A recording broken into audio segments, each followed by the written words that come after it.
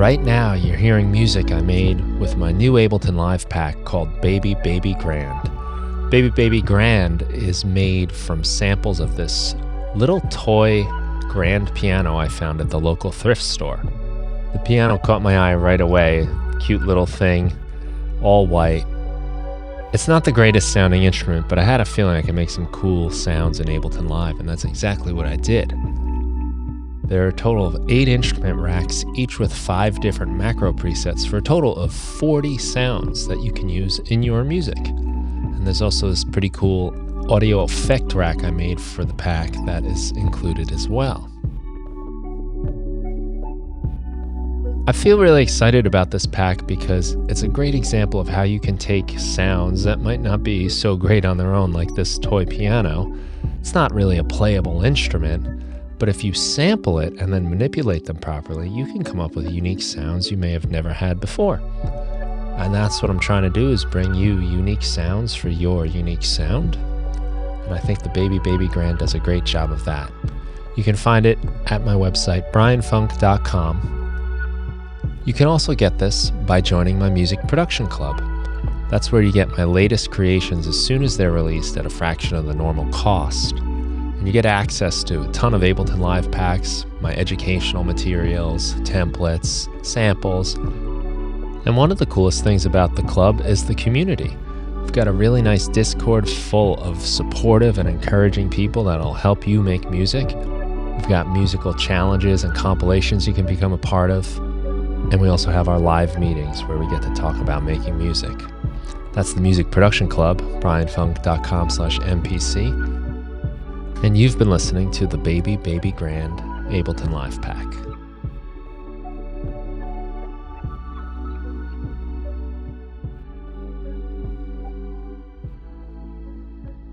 Hello and welcome to the Music Production Podcast. I'm your host, Brian Funk, and this is the show about all things making music. And on today's show, we have a gentleman who's involved in the tools that we use to make our music. It's Nick Culbertson, and he's got a new app that he's developed called Overdrive Synth, available on iOS. And I've had a chance to preview it, kind of the beta version, and it's awesome. It's synth through pedals, basically, to put it simply. And that's, if you know me, that's the kind of stuff I like to do, run our sounds through devices and see what we get. I think it's going to be a really cool show. We've already basically started getting right into the show before we even started the show, which is always a good sign. So, Nick, thank you again for being here. Great to meet you. Oh, well, thanks for having me on the show, Brian. I'm a long-time listener, first-time caller, and I've just really been enjoying all this stuff. My journey into synths and this stuff kind of just started earlier this year. I've always been a guitarist, and I've really enjoyed listening to some of the synth heroes on your podcast, Jordan Rudess and Roger Lynn, and yeah, I feel like I'm in good company today. Yeah, it's been a real treat running this show, and sometimes I don't know how this stuff happens, And even you, I know your channel on YouTube. I've seen your videos, and as you popped up on my screen when we started this conversation, it's like, there you are. That's your spot. I've seen this before, and it's so cool that you are, in my world too. It's really nice how the community, of just music making and producers and stuff is so interconnected, and everyone is always really cool. It must be something about this job and hobby and love we have for music that just makes people good people. Yeah. I got a degree in music business, and I could have chosen music business or music production. I wish I had gone the production route. I was thinking about this today because, if you have crappy music and you add business, you still have crappy music. But if you have crappy music and you add good production, you have slightly better music. And so as I've tried to become more of a do-it-yourself musician of recording my own stuff, I just wish I had all that production stuff, and I never spent the time getting those chops up to speed. Yeah. Well, I mean, the business aspect is so important because if you ever want anyone to hear your music, you got to know a thing or two about that. And that's, a whole other thing to figure out. And at least if, you're a guitarist, you're a musician, you're still kind of working on that stuff. on the side Right. while I think you're doing all that. the music business stuff that I really took away was that it was all about networking. And so for a while for me, when I got out of school, it was like my first gig was connected to this producer, and then he had an artist. I'd play with that artist, and that artist hooked me up with this person. And it went all the way up to the point when I got into app development. Even some of the first clients I had as an app developer were people that I had just worked with previously as a guitarist. So it's really cool that way. Also, music business kind of taught me that you can't put all your eggs in one basket. So if you're just trying to be, Nick the rock star, that's probably not going to work out. But if you're the side session guitarist and if you're slinging breadsticks at Olive Garden. I don't know if that was technically one of like the proper music income streams, but it worked for me. Yeah. They do have music in Olive Garden, people. That and just all these odd jobs. I did guitar teching, and in between gigs, I started just getting into app development, and the apps that I made were music-based at first. So that was another extension of just trying to make it with music any way possible. I think that's an important thing to consider. It's probably more and more, I guess, what everyone needs to consider, regardless of what field you're in, is that, I think gone are the days of where people worked for a company for 30 years and then retired off of that, and especially in music, everything can change so fast. So to have a few different skills, a few different ways to put it all together, it seems to be, the only sustainable way for most people.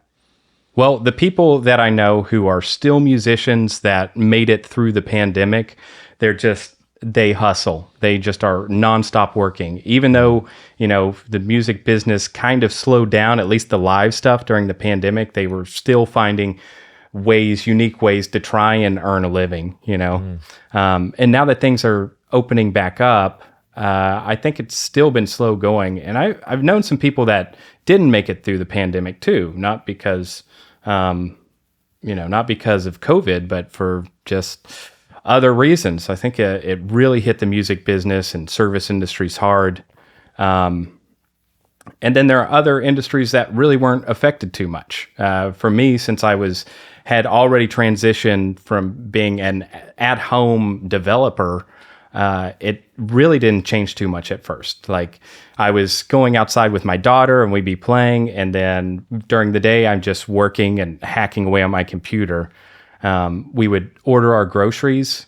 We don't have to talk too much about the pandemic, because you remember at the beginning of the pandemic, like washing groceries? I just have a memory of like feverishly washing groceries. It's like, anyways, to the house and putting my clothes right in the laundry.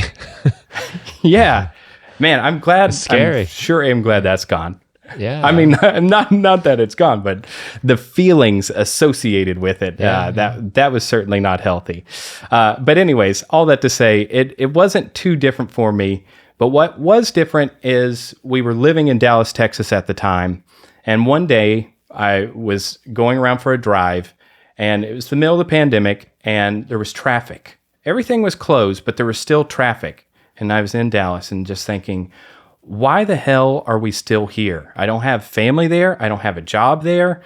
And I was just ready for a change. And that's all my wife needed to hear, because she kind of felt like Dallas was a little soulless, just because we weren't from there. And if it's a really big city, it's kind of like you copy and paste the same things. Like, oh, here's Walmart, and here's Costco I go to. Drive another 10 minutes. This is the Costco you can go to if you live here.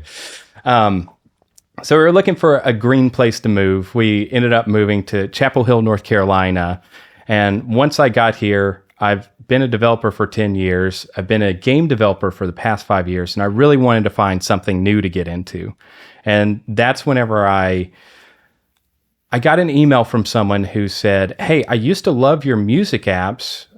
Can you bring them back to the store? One of the apps that I had was a pedal steel app, which admittedly is not the easiest thing to do on a touch device. It's already not an easy instrument to play with 2 feet and 2 hands. So on the app, it had like the slide bar. It had where you would play the strings, and then it had pedals that you would play with these fingers. So yeah, I mean, I don't know how anyone did it, but it was a great demonstration tool of how the pedal steel worked.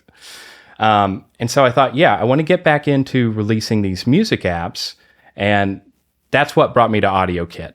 I started looking at different frameworks that were out there, and AudioKit seemed like it was one that, okay, this is only for iOS. That was one drawback. It would be nice to have something that's cross-platform.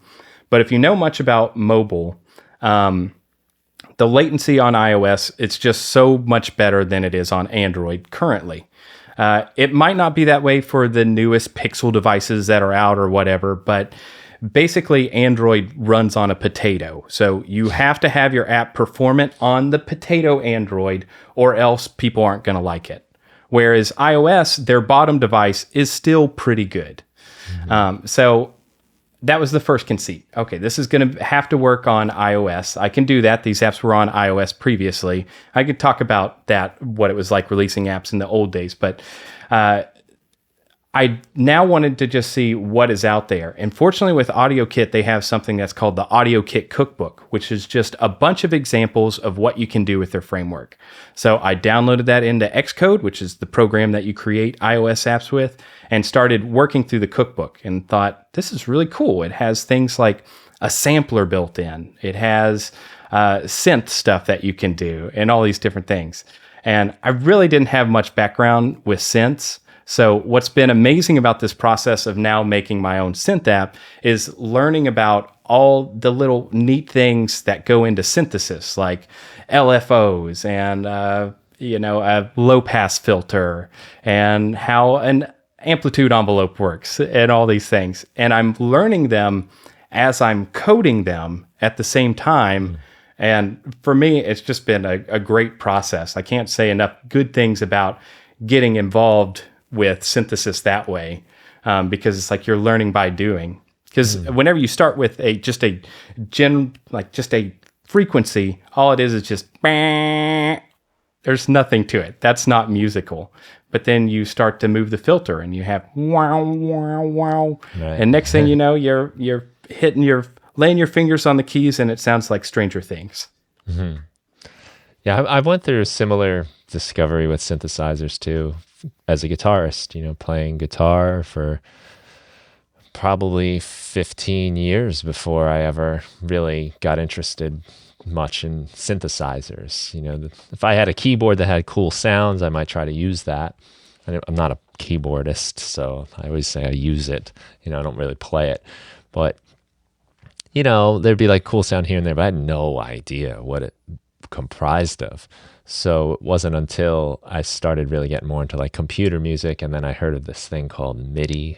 It's like, what is this Midi? Yeah. And then got a little keyboard and started playing around with it. And it was pretty eye-opening too, because like you said, you got those like solid waveforms, and you're carving out the sound.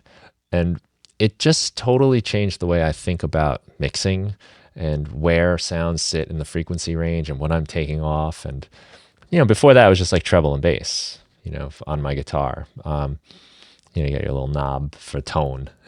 That's right.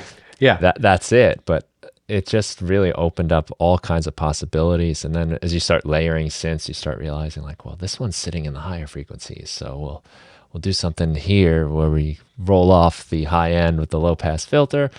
And it just really helped me understand mixing, honestly, because it used to be I want my guitar to sound thick and juicy and heavy, so I would just turn up all the low end, and I also wanted to sparkle, so I was just like turning up every single band of EQ, not realizing that there's this relationship with it. And learning synthesis was a big part of me understanding the way things have to fit together. Yeah, I think my mixes from those days are very guitar heavy. I also I was a singer in a band, and I was self-conscious about my voice. So it is so buried below just these raucous guitars.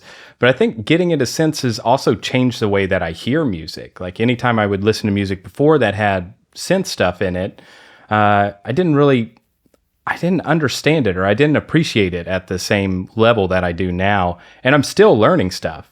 But that's been part of it is like, you know, you kind of describe subtractive synthesis, how you start taking things away.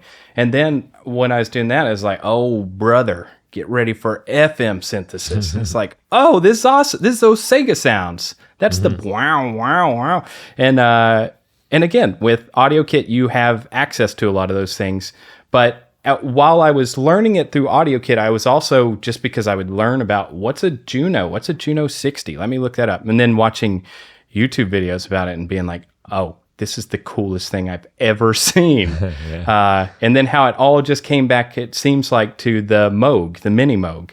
And so as I was learning this stuff and I started programming the things, I was so new to this learning curve, but not new to development, that I wanted to start sharing the experience. And so that's when I started making tutorial videos on how to use and access all these things. Because a lot of the things that in my corner of AudioKit that I'm using are actually, AudioKit's just a very thin layer on top of what Apple already provides for you.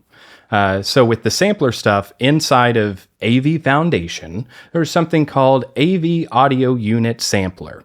Well, unfortunately, Apple doesn't have a lot of examples how to use that. At the time, AudioKit didn't really have an example of how to use it with a keyboard, you know, with a MIDI keyboard, but they did have an example of how to make a drum pad with it. So once I learned how to make a sampler, then it felt like the sky was the limit. It's like any sounds that I record, I can now turn them into an instrument that people can play, which was a stark difference from how I used to make instrument apps where I could just have a sampler to play a note. So I just play an audio note and then I could pitch shift it. But I couldn't do any of the other things. I couldn't do delay and reverb or all the envelopes and stuff. But the sampler that you have access to through AudioKit, which is just that thin layer on top of what Apple gives you, is basically Logic Sampler. So you just provide sounds and then you have hookups for their low pass filters. You can have multiple voices, multiple keys. You can make them one shot. You can loop it. You can do so much of this stuff, but people just did not know how to go up the learning curve. How do I know that? I did not know how to go up the learning curve. But as I've been learning this stuff, I've been sharing it, and I've found that the community is just awesome. The community of people making the apps, of people that use the apps, and content creators that are talking about this space. It really is a special place, and I don't know if it's because it's a small niche or if it's, to me, it feels like it's all ships rising. So if I'm talking about how awesome VHS Synth is, I don't feel any competition with that app. I feel like there's really no competition because just raising awareness that, hey, if you have samples and you want to make an app, you can kind of follow these steps to be able to do that. And as I'm making these changes, as I'm working on my own synth, I start to add things into AudioKit. I'm like, okay, this keyboard isn't right. I talk to Ari, who's like the head guy of AudioKit, and he fixes something. And then the fixes that he makes, we then put back into AudioKit, and that makes AudioKit better for everyone that comes along in the future. And to me, that's what has made this whole experience feel like it's about us as a collective, a group of people who are mobile musicians and mobile music app creators, as opposed to whenever I was a game developer, it kind of felt like it was all about me. I could do the mental gymnastics to say, no, this game is going to make a difference. I'm making it for other people. I'm into nostalgia. I'm trying to like connect this person to their childhood. But at the end of the day, I just spent 8 months making a platformer that was mostly for me, and I felt like I wasn't getting that in return the same way as I do now whenever I'm working on software, and then I'm an open book. Yeah, it's true. The community is incredible, and people are supportive and encouraging. You know, you made a video on VHS Synth when that came out, and that was really awesome of you. And so did a lot of the other YouTubers, Jakob Haak, as we were talking about him a little bit before. It's just great to see how everyone realizes that this is like a together thing. It's not, and everyone offers it different, even if, there were multiple videos on the VHS synth, for instance, and they were all different angles and different approaches, and I learned from it, and it was just so nice to see that. And anytime you talk to anybody, it's about helping each other, because like you said, it helps everybody. Like when you mentioned talking to Ari about something going on with Audio Kit, now everyone's better off for it, and we all have a better instrument to play with on our iPhones and iPads. It's such a great attitude to have, and it harkens back to what you said about music business, about it being about connections, who and not in a dirty way, like you're only hooking up your friends, but when you're working on a project that's really important, you want good people around. And I think in a lot of other industries, probably other jobs, you can kind of work with people that you don't need to really like them to produce whatever the content is that you got to do. But music is a little different, and because there's so much vulnerability in the work, and any kind of art, I think you could say that for. You're kind of letting yourself out there, and you got to have a certain comfort with the people you're working with to go there. And it's all reflected in that community, like you said. Yeah. And well, and you talked about MIDI before. I feel like as I've learned about MIDI in this process too, that has been one of these it's a marvel of people working together. Yeah. Because you have things with Apple and Google where the things that they're making a lot of times are proprietary, and that's why you can't run your Apple software on your Android phone, and you may never be able to. Cable here, yeah, like all the but annoyances. MIDI, I mean, some people dog on MIDI. Some people say that because it doesn't have the multiple expression kind of stuff. That's sort of the Roger Lynn thing. And I get where he's coming from. Like, you should be able to bend notes independently. But the fact that this thing exists at all in the first place is incredible. It's incredible that, Dave Smith was one of the founding fathers working on it. And he could have gone to Roland and been like, you know what, let's keep this, we're going to make this protocol, but let's keep it in-house. But they didn't do that. They made it so now I can have an Arturia keyboard. I can plug it into my iPhone. I can plug it into my computer, and I can power all these different things. Fortunately, I haven't bought a bunch of synths. I got close, man, but it feels like I don't know. It's a rabbit hole I don't want to go down financially. Yeah. I have fallen down that slope before. Fortunately, just not having enough money has been a nice preventative measure.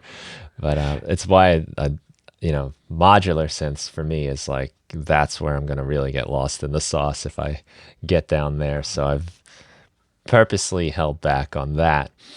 What's cool about it is you can actually make some of these things too. Once you know how to program, and you do it with your sampling packs also. I've seen how you have all these different effects and EQs that are mixed in with them too. And you can actually sculpt the sound to make it pretty consistent with what some of this old hardware sounds like without it, falling apart, right? Or having to worry about the chips melting and things. The only difference is you don't have it to set as a trophy on the side. And also, it is nice to step away from your computer and actually play something physical. But you can do that too. You can make your own MIDI keyboard, MIDI controller if you want. So I'm really of this DIY approach. It's kind of because I love the discovery, but it's mostly because I'm a cheap ass. That's what I think it comes down to. I was thinking about this earlier, some of the early gigs, they weren't early gigs, but whenever I was in Nashville, there's a high need for utility players. Utility player is someone who's going to play all the instruments that aren't the ones that the Beatles played. So you're going to be playing the banjo, you're going to be playing the mandolin, you're going to be playing anything. I had actually played mandolin and banjo, and I got to play both of those in Japan at a country music festival just because they were like, yeah, we need a banjo player. I was like, I'm a banjo player. So I went to Craigslist. I bought a banjo. It didn't have a pickup, so I made like a piezo little pickup to go on it. There was another show in Nashville where someone was like, I need a cajon player. It's like, me, I'm a cajon player. So a cajon, that's the drum that you sit on and you hit with your hands. The gig was only playing like $150, and that's like that's your cajon right there. There's no really meat on the bone after that. So I made a cajon. Nice. It was the jankest cajon. We finally got rid of it whenever we moved here to Chapel Hill, but I went to Lowe's and bought like this MDF board that you could sort of build the box with, and then I put like 1/4-inch plywood on the first. The plywood that is on top of a cajon normally is like razor thin that you're touching, but this one was like you would injure yourself every time you hit the box. It's just like so. But as like for a gig, I had to like sit there, and afterwards my hands are just swollen and blistered. I'm sure it sounded amazing though. But yeah, I think I'm still doing that. I'm trying to make MIDI controllers. Whenever I am, instead of getting a vintage synth, I'm taking these vintage synth tones and putting them through overdrive pedals. And I want to continue to do that. I would rather make something than buy something most of the time. But then mobile is a really cool space because the apps that are out there that AudioKit are putting out, the apps that are out there that Moog is putting out, they sound amazing and they are so cheap. It's like the price of mobile software is ridiculous. And some of the things like the ROM player that AudioKit put out, that's your DX7. You don't have to go pay $2,000 or $3,000, whatever they are now. You can basically get those sounds for $3 from AudioKit, just getting that app. Or if you want to spend even less than that, you can get open source software now on your computer of things like Surge and Dext and all these other open source projects. So I'm just a big champion for open source software now. I think it's amazing, all the way going back to MIDI. And where the real reward for me is giving back to those projects, because that's what makes me feel like it's a part of a community. If I'm just working on things for myself, that's not motivating anymore. You know, like I realize like sometimes you have to do that because all you're thinking about is getting money and building your brand. But for me, I just want to lift everyone around me up, and I want to show how the sausage is being made. Because I'm making a lot of audio sausage right now. It's cooking up. It's sizzling. Okay, I think I'm running. That metaphor is just about gone. Yeah. Sausage. Back to you.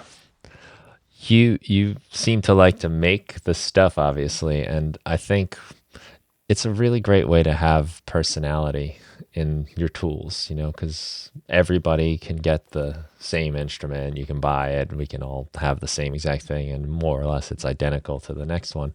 But when you start sampling things, when you build your own apps, when you make your own MIDI controller configurations, that's yours, and you lend your style to it. And that was really, for me, it's kind of funny, like what you're saying about the sampling stuff. When I started sampling things in Ableton Live and making little instrument packs, I was just floored by how, first of all, you can make music with everything, like any sound in the world. Became like a challenge. What can I not make music with? But even if you are taking sounds from classic synthesizers, you know, we already have emulations, we already have plenty of samples, but it's when you start twisting them, when you start doing your thing to them, then it gets really interesting. And now you've got your own little sound that you can use that really like maybe no one else has, or it has your own kind of trademark. It might even be quirks and flaws, but it makes up something unique that has something special to it. And I think that translates in the music, but I definitely know it translates to me when I'm playing, to know like, oh, this is a sound I made from the bald eagles that live nearby. You know, I got a sound of them and sampled them and turned them into instruments.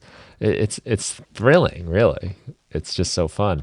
And I don't get the same exact satisfaction off of things that are just more traditional, you know. Yeah, so I'm new in the sampling thing. I mean, how has your interest in that evolved over time? Like at first you think you were trying to get the vintage sound, and then now you've tried to get just more personality in everything you put out? Or how do you sort of weed through the ideas of, I'm going to make a sampler pack for video games or whatever it is?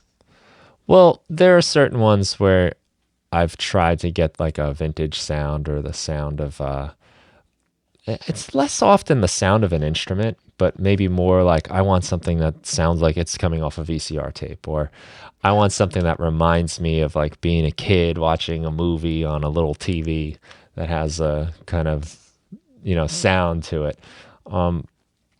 But a lot of it's also just like, what's it going to sound like if I put this in here? What is going to happen? Yeah. It's the exploration, really. It's the curiosity. I'm not as interested as recreating an instrument, because it's already there. It almost feels like a ton of work for not a lot of reason. That to me is more like trying to make some money, trying to make like a profit off this, because now you can have this, vintage synth in Ableton Live or something, or whatever you're using. And there's nothing wrong with that. It's awesome that we have that, but I don't think that's a job I have to do, because other people are going to do that.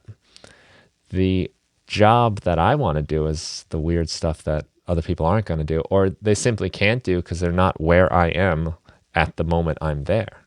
And you capture those little things that happen where you are in your life, and now it gets translated into all these instruments. It's fun, it's exciting. And then to share it with other people and hear them use it in their music, it's like, wow, those are those little drum sounds I made in my kitchen. Like how cool is that? It sounds great in your song. So where do you draw the line with distribution? Do you try to get it on so that it works seamlessly with all the DAWs, or how do you handle that? I mostly stick to Ableton Live. I'm making my stuff inside Ableton Live. That's where I'm most comfortable.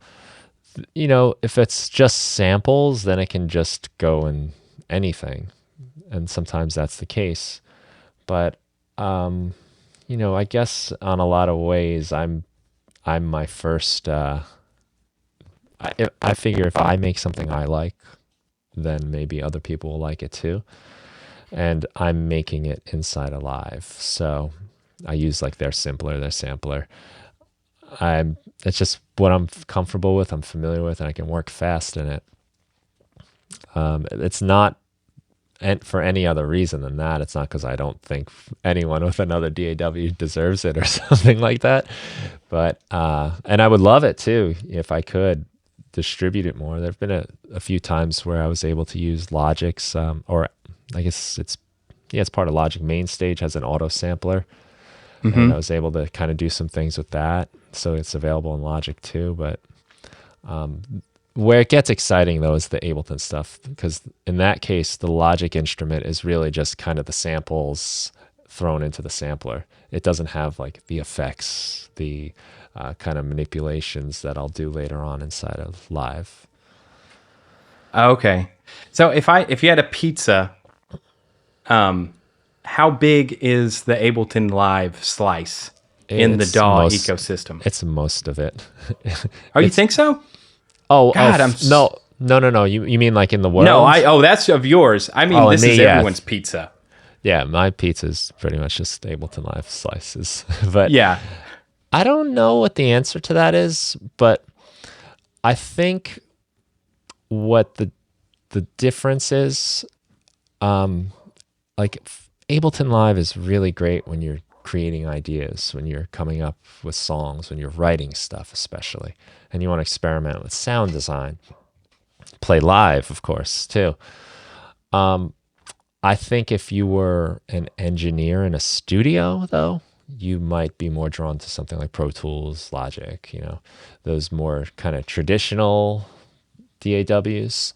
Yeah. So, because that's what happened to me. I was in Pro Tools first because when I got a computer and I wanted music software, it was Pro Tools. That's all I've ever heard people of. are almost dogmatic about it. They say like you felt like you weren't really a producer unless you had Pro Tools. For me, I didn't like having to have my inbox plugged in all the time Like Yeah, I wanted to be that's untethered. what I got actually. I got an M-Box, and I didn't know of anything else though. I only knew about Pro Tools.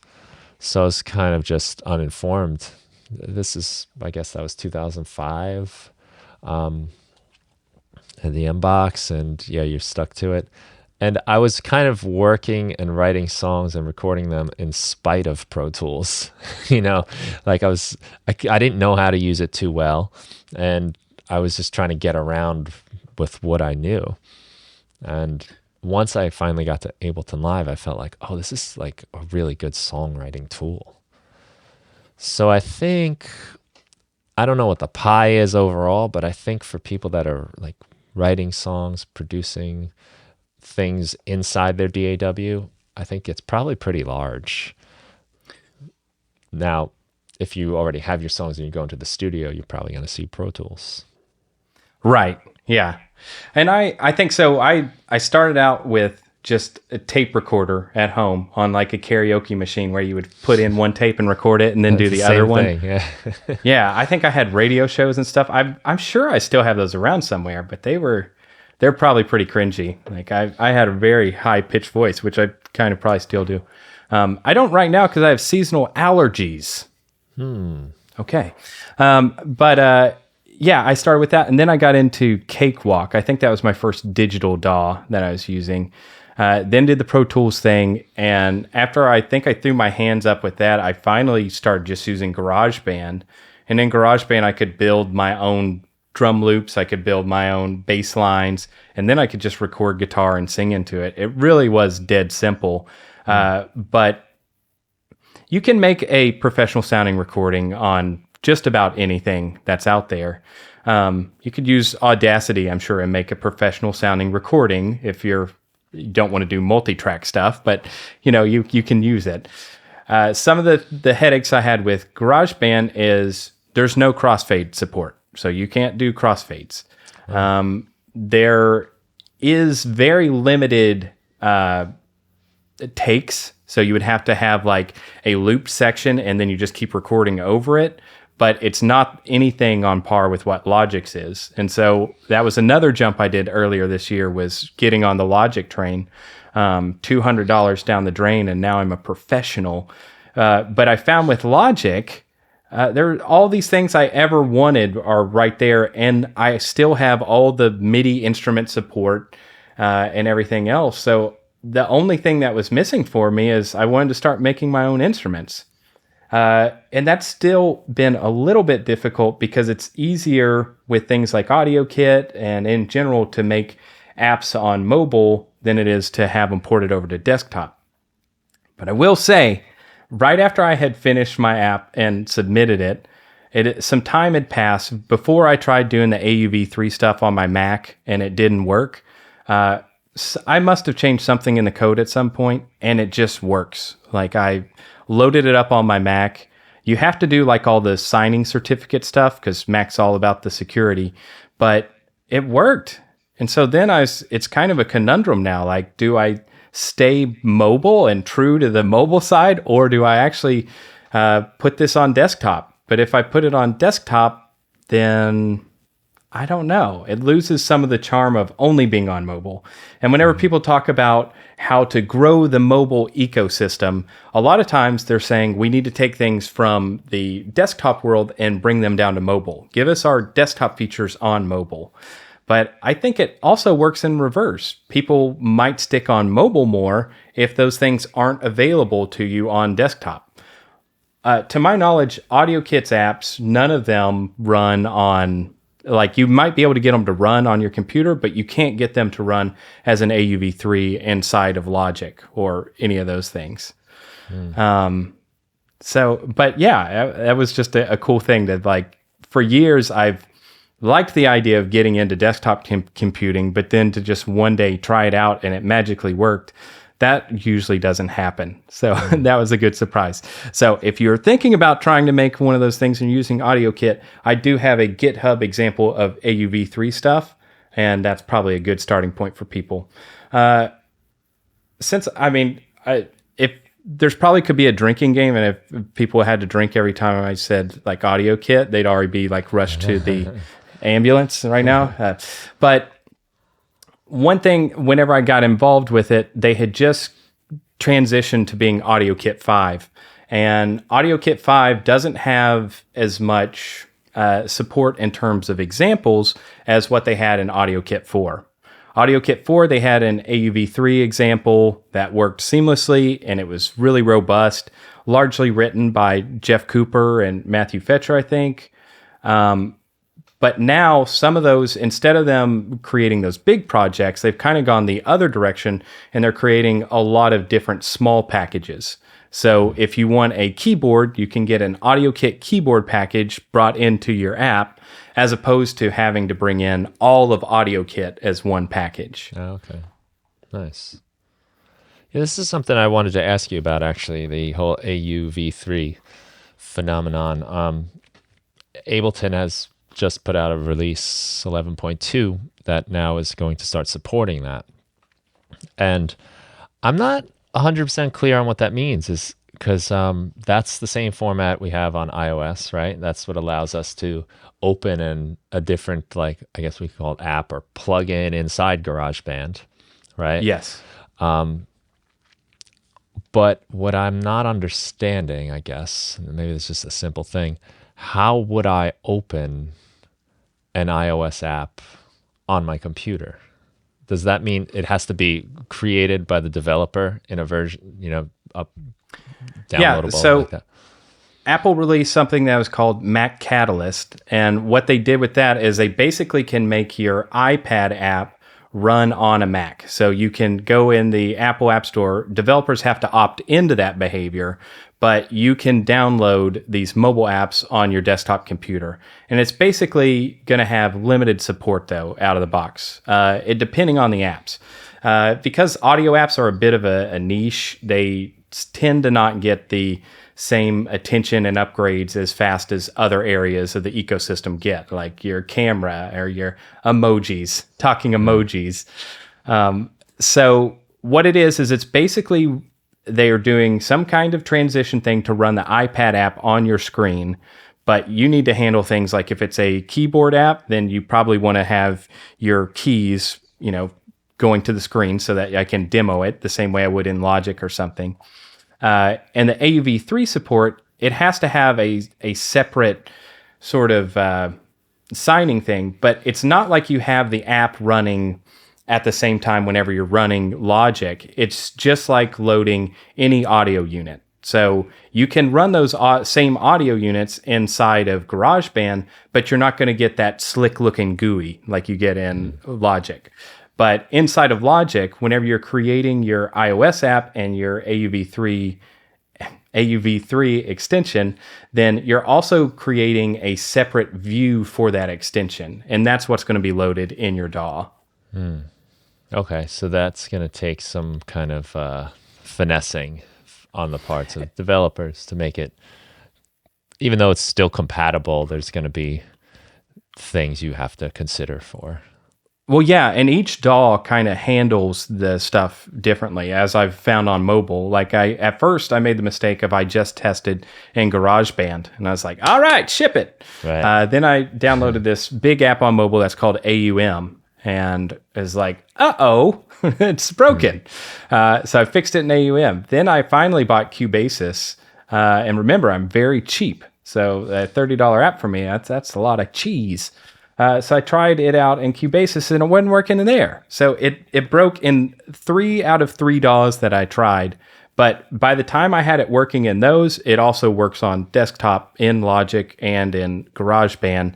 But you have to sign it with a separate certificate and stuff. It has to do with, you just have to account for these things and for these different app developers handling how they host your AUV3s.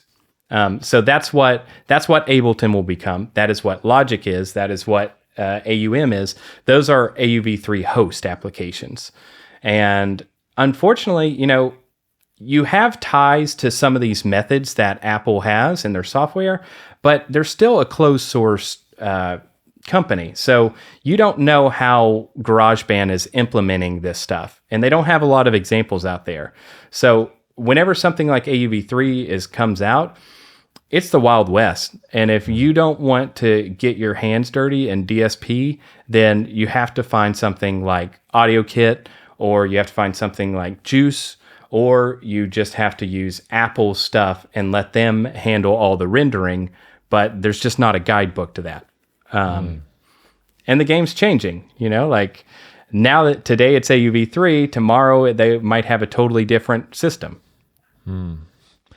Yeah, and this kind of makes me think about what might be a pretty big problem, in this world for developers, really, is like you mentioned, it's amazing what we can get. $30 for an app for Cubasis is a lot of money in the app world, but it's a steal in every other way you can look at it. It's just the precedent has been set. We think apps should be free or $2, and even the same apps you can get on your iPad, if you download the plugin in the computer, it's 10 times as much money. We're just not ready. I don't know. We're not accustomed to the cost, and yet there's so many considerations that always have to keep coming. And we also expect like updates for life. And people get really upset when it's a paid upgrade on an app. And now I can only imagine when you're trying to now make this compatible with DAWs, then DAWs within the iPad world. How do you keep up with all that? And then still actually, because it seems to me like if you have to do all that, you're going to make one app and hope it sells like crazy, and that's going to be the thing you're updating forever, because it just sounds like an overwhelming amount of work. Yeah, so I've had friends who have released just one app, and that has been successful, and they only manage that one app. That has not been my approach. I've put out a bunch of apps, but the apps that I put out usually use a similar code base or something. So in the music apps that I'm trying to make now, I've decided I'm putting my flag in the sand and saying, Apple sampler, this is the sampler that I'm going to be using for my apps. So if something breaks here, it's going to break in all my apps, but I just have to fix this one problem, as opposed to, okay, now I'm going to use something that has a different engine and managing all these parts. And, Apple Sampler is AudioKit's version of that AV audio unit sampler. So if one day AudioKit's gone, Ari decides I'm not updating this anymore, then it's really not too big of a leap to get that part working just with Apple's code. Whereas I've gotten in trouble with that in the past. Whenever I was doing music apps before, I was using like this OpenAL library that was open source on GitHub. And once it got deprecated, the dude who made it, he was just on to new things, So I was kind of like, okay, I'm going to have to rewrite this, and the app's not making money and all these other things. And I tend to like the new stuff. Like, if you're working on a new sampler pack, you don't want to have to go back and update a sampler pack from like 5 years ago. And they're also making it now where you need to update your apps every 2 years. A lot of my other apps that aren't music related have ad banners in them. So those have to be updated even more frequently for security things and the way they just change stuff all the time. But this opportunity for me doesn't exist without Apple and Google. So I think there are a lot of people that get upset with them, but I'm kind of grateful for the opportunity. I don't poop where I eat, so to speak. So I just, I'm trying to not bash Apple too much and have some understanding, because it's not only that, also things break in between the updates, things that have nothing to do with your audio engine or how you wrote your app. Your perfect app today is not going to be perfect tomorrow because some junior developer at Apple decided they wanted to change something in the operating system.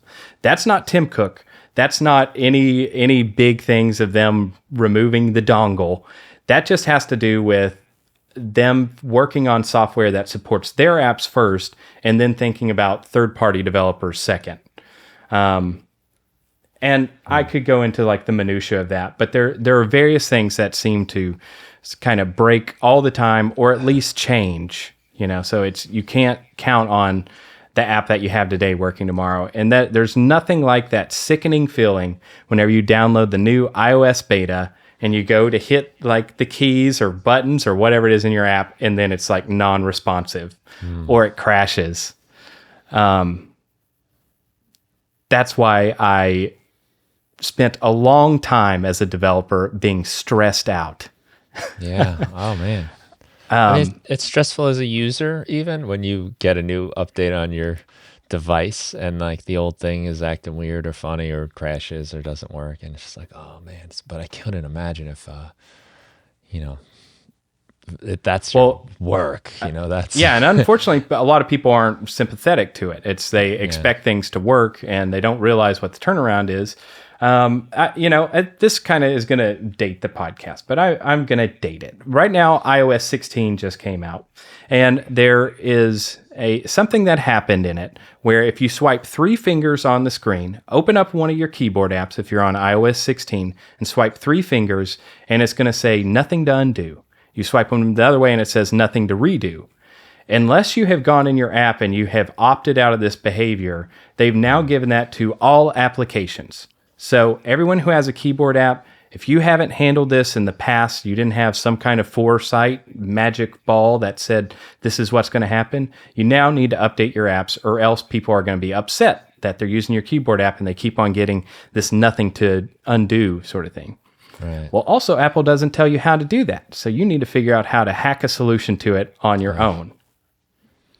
Now, this is getting in the weeds, but I'm going to just follow me here for a second. The reason I think this happened is because the constant that they use in the background to have this notification show is normally set to none. The other value that it can be set to is default. I think a junior developer who, he just started working at Apple. He went through the 6 months of trying to apply there. He's excited about it. His girlfriend's excited about it. He's going to be working at Apple for 2 years, and he's going to go work for a startup in Silicon Valley. One day he showed up at work, and he decided, I'm going to change. Look, this thing's set to none. I'm going to change it to default.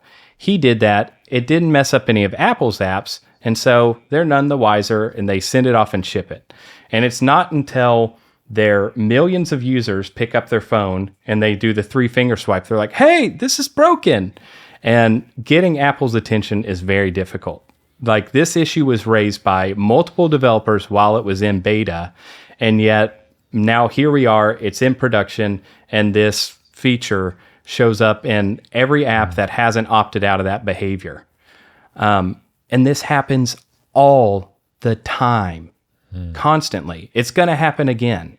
But whenever you feel like you're in it alone and it's just your app, it can feel devastating. But whenever you feel like you're a part of this community and other people are in it with you, then you think, okay, let's get to work finding a solution that's going to work for all of us. Right. That to me is so much more motivating. That gets me out of bed. That makes me want to work on making the best apps that I can, because I think that not only does my work represent me, but it represents the community that I'm trying to be a part of.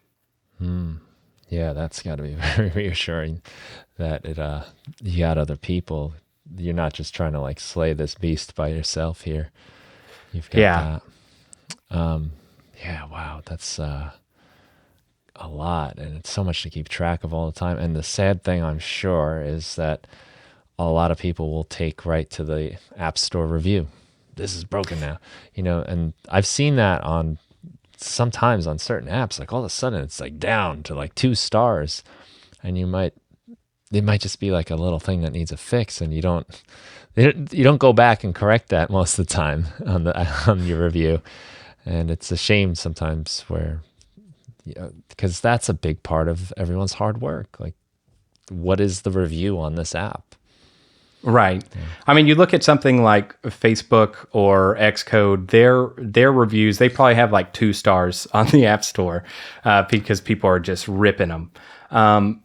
But they're a big company, and I'm sure they care about reviews, but whenever you're a single person making an app and you've put your life into it, then the reviews can be hard to take sometimes. Even if what the person is saying is totally valid, it's difficult to hear because you can do something in testing and it works 100% on your device. And then it goes on someone else's device and they're on a different operating system and it crashes it automatically. There have been multiple times I've had to go out and buy devices just because somebody said, my iPad 2, it's crashing on there. Right. And then sure enough, you download it and then it's working on there and you're like, what is happening? I feel like I'm taking crazy pills. And it might turn out that just their mute switch was on or something. But the longer I've been an app developer, the less, I would say the less that stuff bothers me, but maybe it's just the less I read reviews. And one thing I found with reading reviews is do not read a review unless you're at a point where you can do something actionable about that review. Otherwise, it's going to just set off whatever project you were working on. That just went off the table. This is your top priority right now, fixing this one person's problem. Other people might have a personality that's not like that, but I see a fire, I have to go put it out.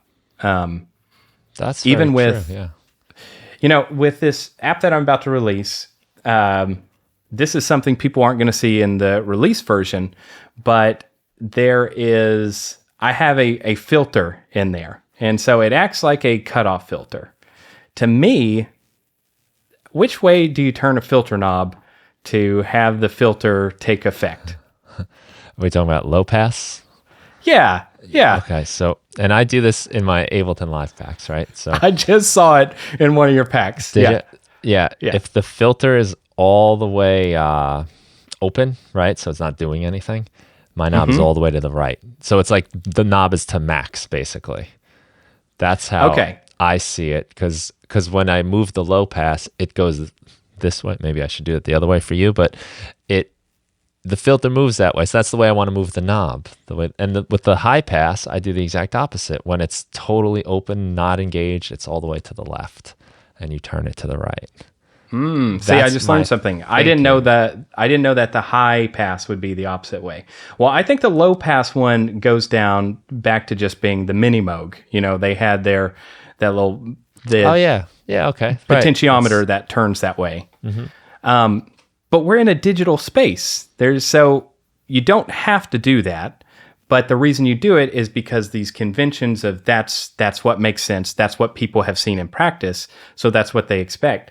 To me, not coming from a synth background, I am trying to affect the sound. So as I turn it up, I want to be turning up the effect. Yeah. Well, I found out I am wrong in this. I am dead wrong in it. And in fact, I've shown the app to some people and they're like, yeah, I like how it sounds. I love it. I hate the knob. Why do you have the filter knob like that?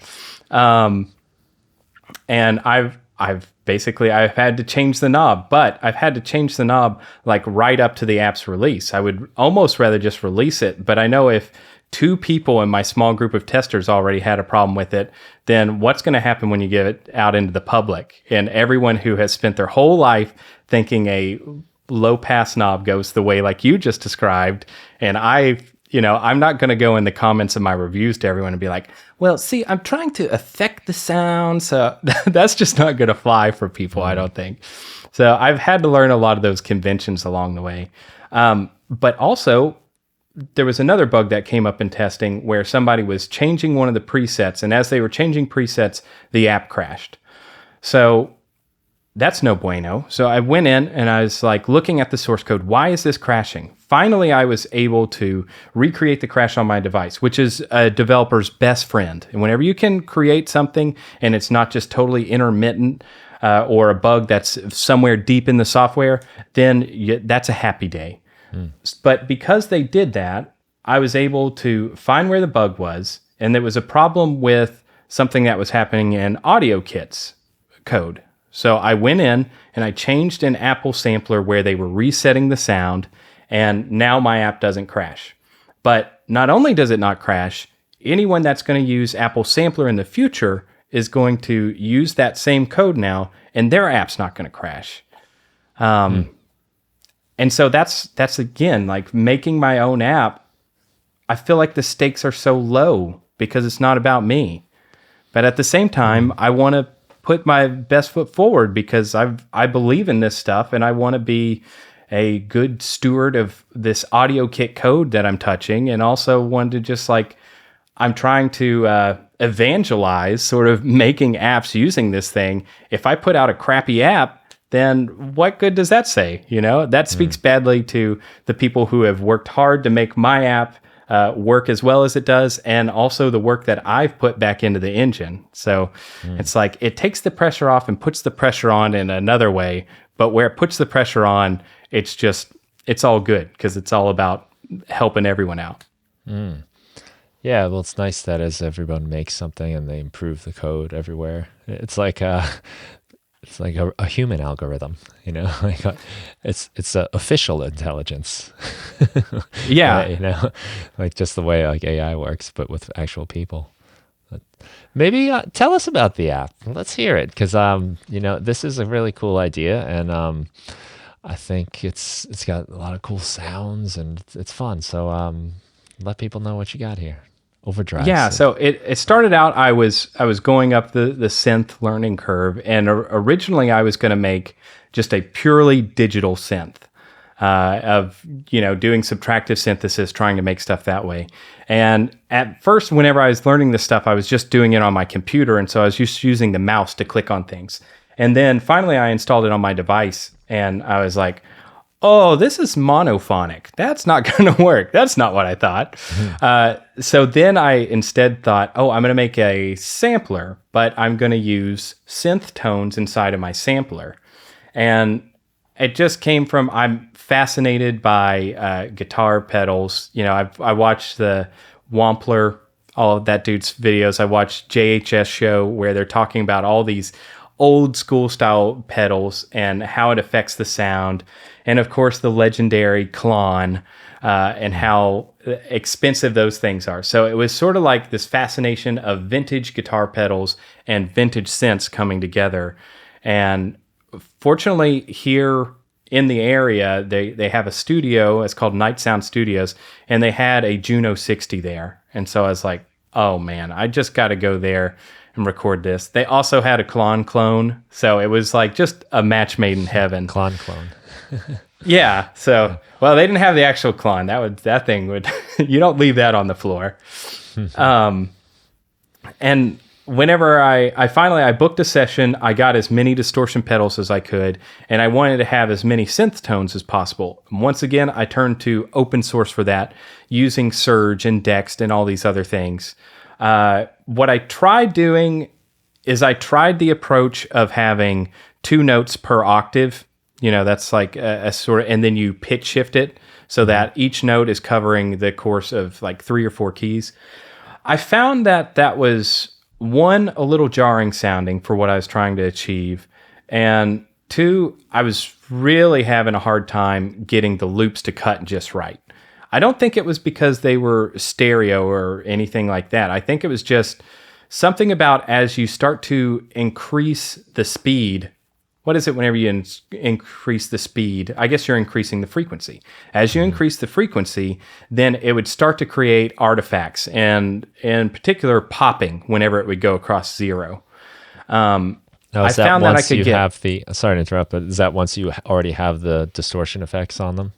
Right. Once I just had those sounds. So after I had the sounds recorded, I eventually decided, okay, these instruments I just have to make them 1 sound per instrument, but I'm going to use Logic Sampler to make the instruments because they're EXS instruments that you're playing inside of the app. And then I was going to take those sounds, and inside of Logic Samplers, you can duplicate them. You can offset the frequency a little bit to give like the swirling sound and do all kinds of different things, adding voices. But it was basically 1 sound per instrument, but then I would have a second instance of the EXS. So I was basically putting together 2 different presets from Dext. So like you have 2 different presets from a DX7, basically, but then you're mixing them together. And because I had so many sounds, I could mix them together in different ways, and it started to really sound great. Now, my expectations of what I thought whenever I went into the studio and I was going to put these sounds through an overdrive pedal, I thought that it was going to make them just instantly crunchier. The same way you plug up a guitar and then it goes from clean tone to distorted tone. That's not the case. That's not what I got. And I think it has to do with the characteristics of what just a generated tone is, whether it is a saw wave, if it's a square wave, sine wave, or any of those things. And what would happen as I would send them through the guitar pedal and then into my amp, you have your op amp inside of a guitar pedal is what boosts the signal, and then you have diodes that will clip that signal. And so basically what it was doing, if I had too much gain, it just turned everything into a square wave. So I was like, this is kind of not what I had hoped for. But some of the ones where I would tone down the gain a little bit, then you would start to have the EQ of the pedal. I was also having a microphone on an amp. So it had like a Royer ribbon mic that was on like this Fender style amp. And it was picking up the room. It's picking up how it's positioned on the speaker. And it started to get some amazing overtones just from these tiny snippets of audio. Sometimes it's only like a couple of, cycles of a square wave, but then you start to loop that and it just was like, it was eerie. It had a lot of life to it.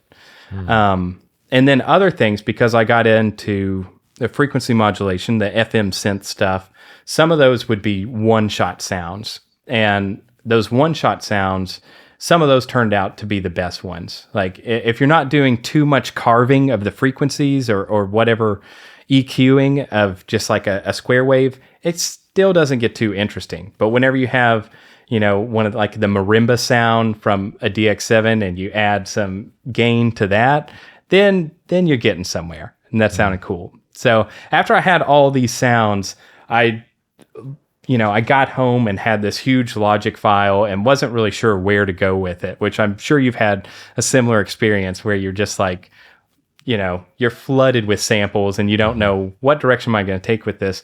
And so ultimately, I decided I was just going to do the sounds that I thought sounded the coolest, just whenever I would hit the keys and I was just playing around with them. Not necessarily the ones that I thought sounded had the most overdrive, or so it became sort of this difference between reality, what it sounds like to add an overdrive pedal to these, versus what your expectations are. The reality is, it's actually crunchier to just have a raw synth square wave playing. All those frequencies are just, it does not get crunchier than that, But whenever I started to do the ones that had the overtones of the room and the amp and everything else, that was part of the journey of sort of finding this app, finding its voice, so to speak. And it was surprising to me. I think it's going to be surprising to the people that download the app. I'm sure there's going to be a handful of people that are going to be like, this does not sound like Overdrive. Where is the Overdrive in this? But yeah, I try to explain that in my little docu-series that I did along with it. But also just, this is what it sounds like whenever you actually are going into an overdrive pedal and actually going into an amp and recording it, Yeah, it is a funny thing, right? Because it sort of adds all those harmonics, and then that's a lot of what distortion is, just those extra things. And I'm sure once you start squeezing them down or raising the gain, it does look like a square wave. It's very similar. And did you find... Well, that's a difference with distortion and overdrive too, is that like sometimes if you have the soft clipping of an overdrive pedal, you're really not adding too many harmonics. Now, distortion, you are actually adding high harmonics, like you're affecting the sound in that way. So yeah, I'm kind of curious in the future, what does a synthesizer sound like through a distortion pedal? But that's part Orange two. Boss. Yes. On my amp, actually, so it's got a clean channel and distortion channel. It's a Fender Deluxe 12-inch speaker tube. The distortion channel is kind of disappointing in that I guess because it has all those frequencies added, it doesn't have like the heaviness of when I turn the clean channel up really loud. Right. So the way I'm getting around it, because I don't really want like a heavy metal distorted guitar that's like an effect almost. I want a more like crunchy, older style distortion that's more like the amp is too loud, you know? Right. Mm-hmm. So I have a booster pedal, like a gain pedal. It's just adding volume, and I feed that into the clean channel. So it breaks it up. It's just too much level going in there.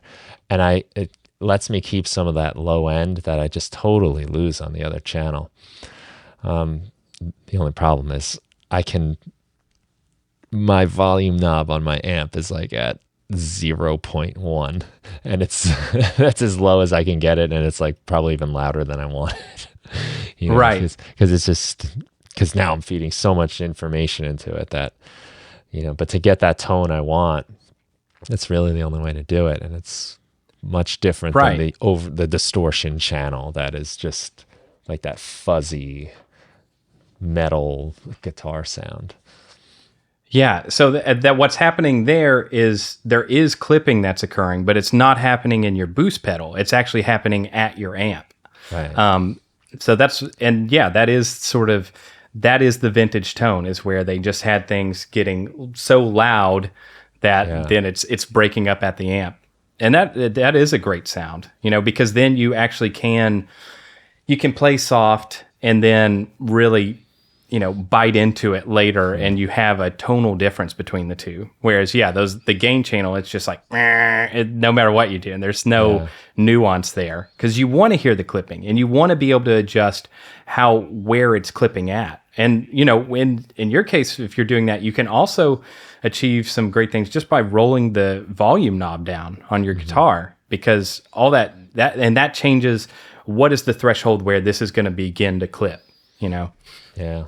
That's hard for me while I'm playing and singing, you know, like, that I love guitar players that can do that. I think that's so cool, but it's not going to happen right if I'm doing it.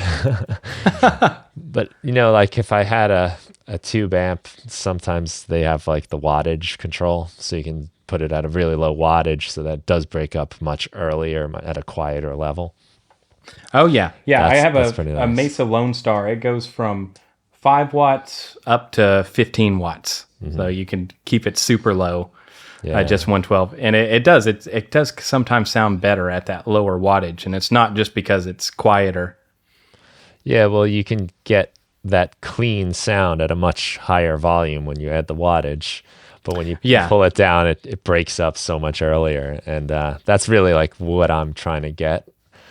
So I have to have my volume control on, like, I think I got the booster pedals probably adding like 16 or 20 decibels of gain into the amp. And then just the knob I can't turn it down. It's like the lowest amount of volume I can get out of the amp. So it's like nothing. Sorry guys, this is how loud we have to play.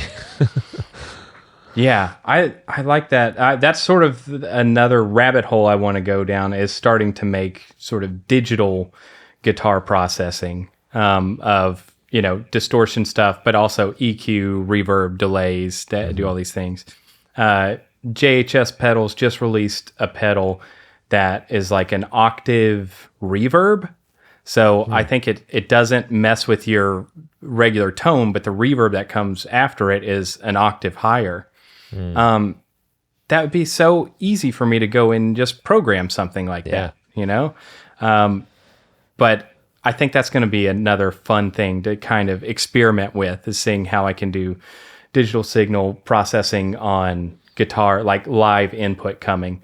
The problem is with iOS is it's still dongle gate, where like I tried using the iRig thing, and that one now is not supported, so I need to update to another thing, and it's just always something. I've heard somebody say that with, you know, Apple puts out new products, they call getting updated with that stuff paying the Apple tax. And as a developer, you have to do that. You have to like kind of stay a little bit relevant with your devices. However, I have like this iPad, it's iPad Air 2, and I don't know, man. I think I've had this thing for maybe like 6 or 7 years. So that's a pretty good half-life for that thing. Yeah, I've had a few of these connectors, microphones that went into the multi-pin thing, and now they're worthless. But I have a really old iPad too. It's iPad Pro. I think it's the second generation they did of the iPad Pro. I've had it probably 10 years, and I don't use it for a lot, but it's still running apps. It's still able to be updated to the latest iOS. I think as far as like computer devices, it's the thing I've had the longest. Yeah, I mean, I still have the stuff, but don't use it. Like, I think I've still got one of those like white iMacs back there, and I actually, let's see. But those are like kind of what do they call it? They're obsolete, or I forget the terminology they use, archived maybe or whatever, but they can no longer be updated. This iPad is still it's still going. Like, I'm able to put whatever's come out latest. Did you say 16? Yeah, I think that's what this one goes to iOS 15. This is what I started on. This is the very first iPad. Is this vintage yet? Can I sell this for money? I don't think so. If you have a DX7 and you want to trade, then this is what you can get. 65 gigs. It's heavy. It's chunky. Maybe you want it heavy. Maybe they should go back to making it heavy again. Feels like a real piece of equipment. Yeah, it's probably like all batteries is all that's in there. But this is what I started on. I was staying up late at night when I was learning to do app development and probably writing shocking code, but I was just loving going up the learning curve. And once you learn how to do one thing in an app, you can apply it just everywhere else. So you learn how a button works. It's like, okay, now my apps have buttons. Right. How to play a sound and everything else. And yeah, I took this one with me forever until, like I said, somebody said, oh, mine isn't making sound. I was like, oh, why isn't it making sound? And so then I went to the store and bought this iPad. This was number 2. And sure enough, it worked. This one's only 16 gigs. That looks like it has that big old connector, multi-pin or whatever that was called. Yeah, oh yeah. Yeah. You know what's interesting is this probably run the first one's kind of thick. Doesn't that kind of look like a iPad Pro a little bit? Mm-hmm. It kind of went back to that boxy hard edge thing on a lot of their devices. Yeah, you want your hardware to be like a little bit chunky. You want it to feel sturdy, like if you drop it, it's not going to break, you know? I don't know. That's what I heard somebody talking about that in making your own MIDI controllers. You don't want it to feel like something that if you shake it too hard, it's not going to work anymore. Mm-hmm. I had that impression when I first got the OP1, Teenage Engineering OP1. Everyone was saying it was a toy when it first came out, and it looked kind of like a toy. But I was fascinated enough with it that I wanted to get it. And when I forgot it, you pick that thing up, it's solid, it's heavy, it's metal. Right away I was like, oh, this is a piece of gear, and it kind of made me feel a little bit better about whatever I paid for it, Right. The feel is important. There's certain things you turn the knob and the whole device moves on the table before the knob can turn. It's so light. So you don't want that either. It's nice to have things that are portable, but if I turn a knob, the thing should be heavy enough to stay put so that the knob can turn. Yeah. I do not have any little devices that make sound on their own. Everything has to be plugged up to an amp or a computer. I'd really like to have some kind of standalone sort of synth thing, but I have started making MIDI controllers. I made this little guy. Oh, cool. It's out of a cigar box, and so it's arcade buttons, and it opens up. Yeah. And it works. It works well, It's just it's using the that's beautiful. The teensy. Yeah, it turned out great. It's super cheap to make, and it has the arcade buttons. I love video games and retro games. So anything that takes me back to the arcade. And they actually had something that's similar to this. That's a paid thing. That's called the Midi Fighter. Yep. It's like DJ a fight Tech stick, tools, but yeah, and that thing looked awesome. They're not selling them currently, so this was like no? sort of a nice alternative. I like that you put the knobs on there, because I think the MIDI fighter, I don't know if it has knobs. It might have a couple buttons on the side, maybe. Yeah. Well, it has some other features. Like it has like a sequencer kind of built into it. It has the accelerometer. Yeah. You can move around with. Yeah.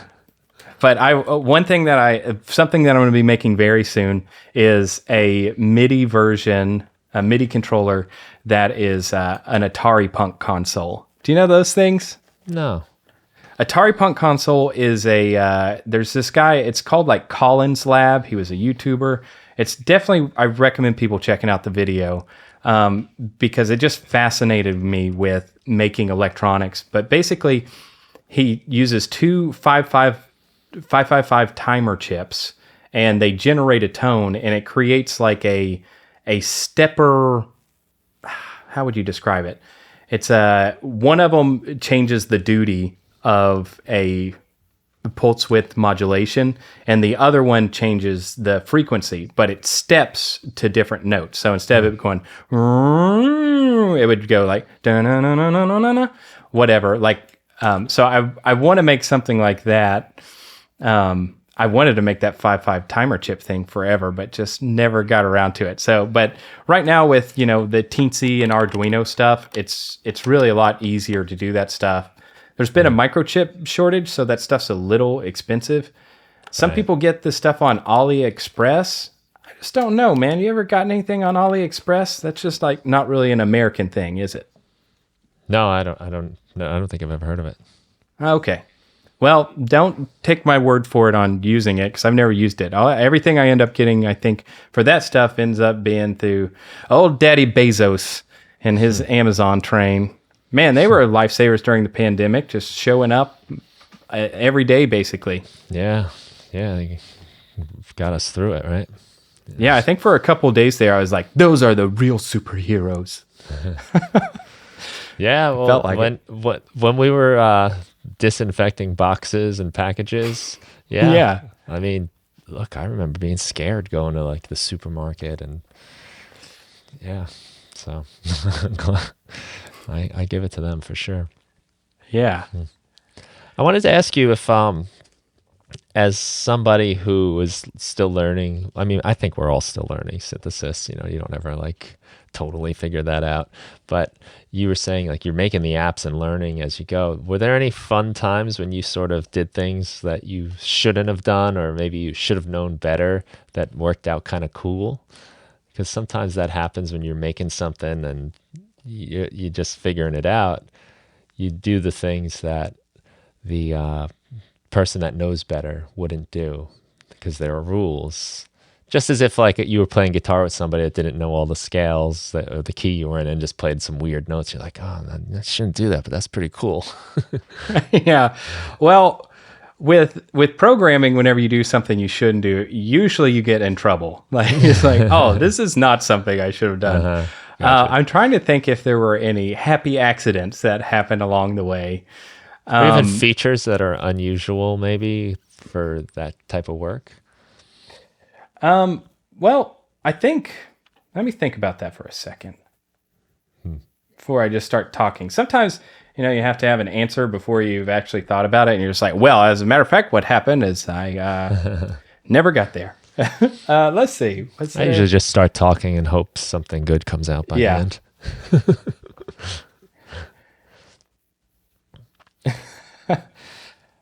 What were the happy accidents? I think the happy accidents for me, it wasn't really about the accidents. It was just about discovering all these sounds that I never knew existed, and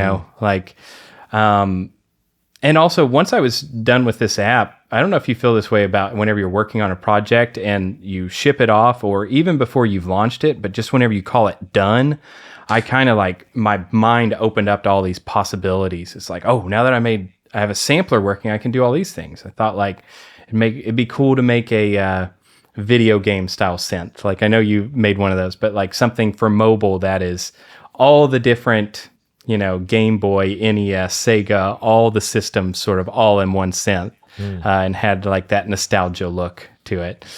But for me, never having heard of a Juno 60 or a Mini Moog, I heard a little bit of Moog stuff whenever I was in college, but it was all like the post-hardcore bands that would use it.